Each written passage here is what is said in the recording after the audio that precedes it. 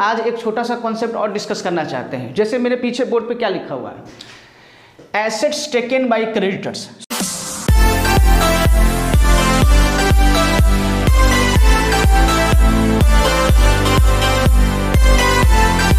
Hello guys, फिर से आपका एक स्वागत है मेरे चैनल पे। और हम लोग का जो रिजोल्यूशन चल रहा था उसके एक स्टेप हम लोग और करना चाहते हैं, ठीक है।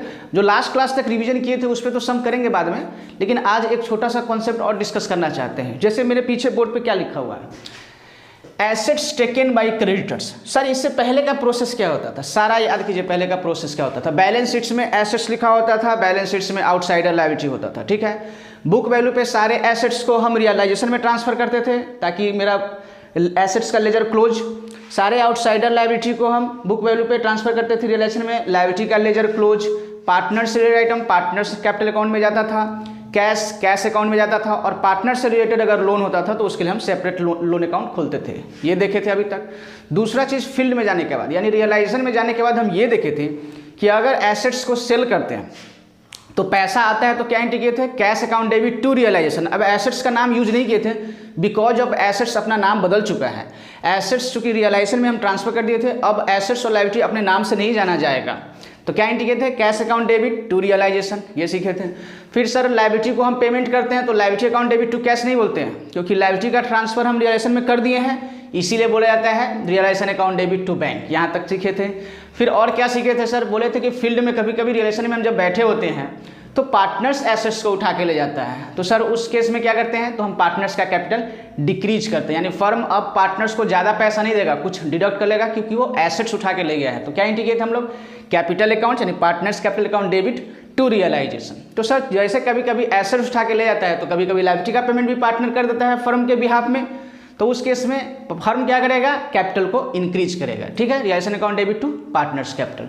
फिर और छोटा बहुत कॉन्सेप्ट देखे थे, लेकिन आज जो हम डिस्कस करना चाहते हैं वो क्या लिखा हुआ है, एसेट्स टेकन बाय क्रेडिटर्स। मतलब पहले तो सारा एसेट और लायबिलिटी फील्ड में ट्रांसफर हो चुका है, यानी रियलाइजेशन में ट्रांसफर हो चुका है। फिर ये क्या लिखा हुआ है, सर एसेट्स आया मेरे पास पैसा लेने के लिए, तो पैसा ना मतलब कारण कोई भी हो सकता है, वो मेरे यहाँ से स्टॉक मतलब मेरे यहाँ से एसेट्स भी ले जा सकता है, नहीं समझे। आया पैसा ना लेके बोला कि ये स्टॉक ही हमको दे दो, कोई क्रेडिटर बोला हमको ये मशीन ही दे दो, कोई क्रेडिटर बोला हमको ये प्लांट ही दे दो। देन उस केस का हम आज अकाउंटिंग सीखने वाले हैं। उस केस में क्या होने वाला है वो आज सीखेंगे। इस पर एक सम भी आज हम लोग बनाएंगे, लेकिन थोड़ा सा ब्रीफ आइडिया ले लेते हैं। कैसे, जैसे ये बैलेंस शीट्स है, ठीक है।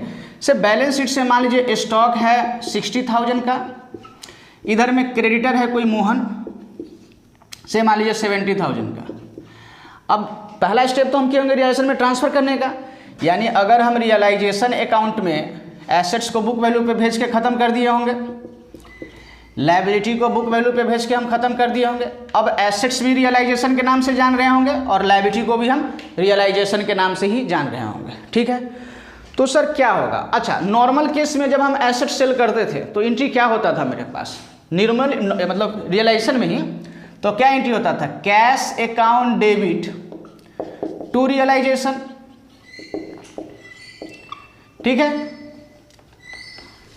और लायबिलिटी को चुकाते थे रियलाइजेशन में, तो क्या एंट्री होता था, realisation account debit to cash.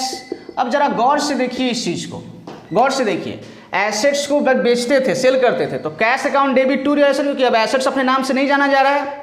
और लायबिलिटी को चुकाते थे तो realisation account debit to cash करते थे, क्योंकि अब लायबिलिटी को भी हम रियलाइजेशन के नाम से जानते हैं। तो अगर जरा इफेक्ट आप देखिए, अगर इफेक्ट का बात करेंगे, अगर सेम अमाउंट से हो रहा होगा, सेम अमाउंट से अगर ये सारा काम हो रहा होगा, तो रियलाइजेशन एक बार डेबिट हो रहा है, एक बार क्रेडिट हो रहा है, इफेक्ट खत्म। कैश एक बार डेबिट हो रहा है, कैश एक बार क्रेडिट हो रहा है, इफेक्ट खत्म। मतलब आप बोलना क्या चाहते हो सर, सिंपल सा बात है। अगर फील्ड में हम बैठे हुए हैं, कोई क्रेडिटर आया और एसेट उठा के ले गया, तो उसको अपने बुक्स में एंट्री मतलब अपने इस क्लोजिंग एंट्री में उसका रिक्वायरमेंट नहीं है, क्योंकि ना पैसा आ रहा है वहाँ पे, ना पैसा जा रहा है। अगर एसेट्स बेच के पैसा लाते तो ये होता, वही पैसा अगर हम लायबिलिटी वाले को चुकाते तो ये होता, इफेक्ट खत्म। मतलब अगर फुल सेटलमेंट में कोई केस है, अभी इस पर और अलग अलग केस है, अगर फुल सेटलमेंट का केस है कि फर्म को ना एक क्रेडिटर को 1 रुपया देना पड़ रहा है, ना उससे हम लेना पड़ रहा है, उस केस में हमको और कोई एंट्री करने का जरूरत नहीं है, नो एंट्री करके आगे निकल जाइए। लेकिन कभी कभी क्या होगा, क्रेडिटर होगा मेरे पास वह 1 लाख का, ठीक है। इस एसेट्स कोई था वो था 70,000 का। अब क्रेडिटर बोल रहा है कि भैया ठीक है एसेट्स तो ले जा रहे हैं हम, लेकिन डिफरेंस का फिगर हमको और चाहिए। तो आपको फील्ड में बैठ के ये सोचना चाहिए कि नेट में पैसा कितना आया जा रहा है। तो इस केस में देखिए आपको क्या समझ में आ रहा है, 70,000 का मेरे पास क्रेडिटर है, 1 लाख का, 70,000 का मेरा एसेट्स है। तो क्रेडिटर्स को राम को 1 लाख चाहिए, लेकिन 70,000 का चूंकि मशीनरी है 70,000 का, तो 30,000 रुपया और लेगा। तो हमको केवल डिफरेंस का फिगर 30,000 को जाने का एंट्री करना होगा, यानी 30,000 रुपया का एंट्री करेंगे। एसेट्स के वैल्यू तक का एंट्री करने का हमको कोई ज़रूरत नहीं है, क्योंकि वो इफेक्ट खत्म हो जाएगा। ठीक है, यहाँ तक सीखे हैं सर? अभी तक जो कॉन्सेप्ट सीखे हैं उस पर एक सम करवा। हम कहे ठीक है ओके, इस पर हम लोग एक सम कर लेते हैं। वही 2021 का TS अग्रवाल एडिशन, क्वेश्चन आपके स्लाइड पे होगा। बहुत आसान क्वेश्चन है, ठीक है। इलस्ट्रेशन हम लोग जो कर रहे हैं वो है 12। आप लोग स्क्रीनशॉट ले लीजिएगा ताकि और क्लैरिटी आएगा। हम सीख क्या रहे हैं, फील्ड में यानी रियलाइजेशन में कभी कभी एसेट्स क्रेडिटर उठा के ले जाएगा, उस केस का पोस्टिंग सीख रहे हैं। चलिए पढ़ रहे हैं सवाल हम। L and M were partners in a firm sharing profit in the ratio of 2:3। बात नहीं, अपना बनाइए, क्वेश्चन पढ़िए ना, इधर कहाँ ध्यान दे रहे हैं। On 28 February 2016 the firm was dissolve, ठीक है, after transferring assets and outsider liability to realisation accounts. यानी क्या बोला जा रहा है कि जो भी बैलेंस शीट्स में एसेट्स था वो रियलाइजेशन में ट्रांसफर किया जा चुका है, जो भी लायबिलिटी था एसेट्स था वो रियलाइजेशन में ट्रांसफर किया जा चुका है। यानी अब हमको फील्ड में बैठ के अगला स्टेप क्या होता है, एसेट्स को सेल आउट करने का, लायबिलिटी को पे आउट करने का। ठीक है, चलिए उसके बाद लिखा हुआ है accounts you are the following information. Number 1 पहला क्या है, डिटेल देखिए ध्यान से, बहुत आसान सा कॉन्सेप्ट है। अ क्रेडिटर फॉर 1,40,000, यानी मेरे पास क्रेडिटर कितने का था, 1,40,000 का क्रेडिटर था, ठीक है। एक्सेप्ट बिल्डिंग वैल्यूड 1,80,000, ये क्या लेके जा रहा है, मेरा एसेट्स जो बिल्डिंग है, ये बिल्डिंग है 1,80,000 का। तो क्या हम छोड़ दें, हम कहा अच्छा ठीक है जाइए ले जाइए। देखिए डिफरेंस का फिगर बहुत ज़्यादा बड़ा है, ठीक है, 40,000 रुपया हम उससे मांगना चाहते हैं, ठीक है। तो इस केस में देखिए 1,40,000 1,80,000, यानी डिफरेंस का जो फिगर होगा ना, जो हमको नेट में आने वाला है, यानी कितना आने वाला है 40,000। 1,40,000 तक के पोर्शन का एंट्री करने का जरूरत नहीं है, वो डेबिट क्रेडिट होकर खत्म हो जाएगा। आपको डिफरेंस का फिगर देखना चाहिए कि कैश फर्म में आ रहा है कि फर्म से कैश जा रहा है। तो इस केस में फर्म के पास कैश आएगा तो क्या एंट्री होगा, cash account debit to realisation. नया नाम को यूज करना नहीं, हम जो भी कर रहे हैं रियलाइजेशन में ही कर रहे हैं। 40,000 सिंपल एंट्री था। एसेट्स के वैल्यू तक के पोर्शन का एंट्री करने का जरूरत नहीं है, डिफरेंस का फिगर कैश आ रहा होगा या जा रहा होगा, ठीक है। केस 1 समझ में आ गया। केस 2, केस 2 में है ए सेकेंड क्रेडिटर्स, उसी फर्म का कोई और दूसरा क्रेडिटर है 30,000 का, यानी क्रेडिटर कितने का है 30,000 का। कर एक्सेप्ट मशीनरी वैल्यू 28,000, मेरे पास कोई मशीन रखा हुआ है एसेट्स, वो है 28,000 का। आगे में लिखा हुआ है in full settlement of his claim, वो डिफरेंस का फिगर उसको 2,000 और नहीं चाहिए। आया 28,000 का वैल्यू का कोई मशीन था, उसको उठाया और चला गया, ना हमको पैसा लेना है ना उससे पैसा देना है उसको, ठीक है। तो इस केस में no entry. Sir Gandhi ji गाया ही नहीं ना, 1 रुपया ना आ रहा है ना जा रहा है, यानी फुल सेटलमेंट हो गया तो एंट्री करने की जरूरत नहीं है। समझ गया क्यों? बस सिंपल ये देखिए आप कि पैसा आ रहा है या जा रहा है, बस क्रेडिटर्स के केस में, क्योंकि क्रेडिटर्स भी अपना नाम बदल के रियलाइजेशन रख लिया है, एसेट्स भी अपना नाम बदल के रियलाइजेशन रख लिया होगा। समझ में आ गया होगा मेरे हिसाब से। चलिए आइए थर्ड देखते हैं हम लोग।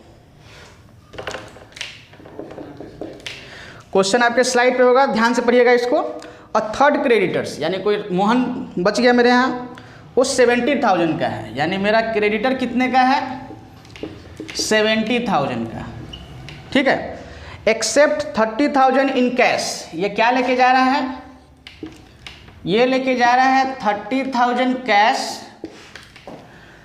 And investment of the book value 45,000। अब 45,000 का लेके जा रहा है इन्वेस्टमेंट। सर ज़्यादा होगा, कोई दिक्कत का बात नहीं। आपको फील्ड में बैठ के ये सोचना है कि नेट का क्या फ्लो हो रहा है, कितने का एसेट्स था, कितने का क्रेडिटर था, भूल जाइए आप, ठीक है। In full settlement of his claim, आपको ये देखना चाहिए कि एसेट्स के पोर्शन का तो जनरल एंट्री करना नहीं है हमको। नेट में देखिए पैसा जा कितना रहा है, 30,000 जा रहा है, बस केवल उसी का एंट्री करना है। फर्म में आ रहा है कि जा रहा है, सर कमाल करते हो, 70,000 का क्रेडिटर है, 45 का एसेट्स लेके जा रहा है 45, तो फर्म देगा और पैसा देगा, मतलब कैश जाएगा मेरे यहाँ से, तो एंट्री हो गया टू कैश। अब डेबिट किसको करेंगे, समझ में आ गया होगा, रियलाइजेशन को। नया नाम से जितना हो बच सके, ठीक है। फील्ड में जाने के बाद ये सोचना है कि पैसा आ रहा है कि जा रहा है, 30,000। ये एक कॉन्सेप्ट था आपका एसेट्स टेकन बाय क्रेडिटर्स के लिए। अच्छा, ये चेंज हो सकता है, जैसे एसेट्स का वैल्यू आपको बता सकता है लेस डिस्काउंट करके है 30%, 10%, तो वो आसान कॉन्सेप्ट है, वो आप जब सम बनाइएगा तो आपका क्लियर हो जाएगा वो चीज़, ठीक है। ये था कॉन्सेप्ट। अगला है लॉस ऑन डिसोल्यूशन, यानी फील्ड में बैठ के लॉस हो गया, तो वो तो नॉर्मल सा एंट्री है, लॉस हो गया तो कैपिटल डिक्रीज होगा, कैपिटल अकाउंट डेबिट कीजिएगा, जो पार्टनर है L&M, यानी L's capital account debit, M's capital account debit to realisation, narration में लिख दीजिएगा being dissolution loss transfer, realisation loss transfer to capital account in the profit sharing ratio, ठीक है। I hope कि एसेट्स टेकन बाय क्रेडिटर्स में अब दिक्कत नहीं हो रहा होगा, ठीक है। अगले क्लास में एक नए कॉन्सेप्ट और नए सम के साथ मिलते हैं, तब तक के लिए थैंक यू।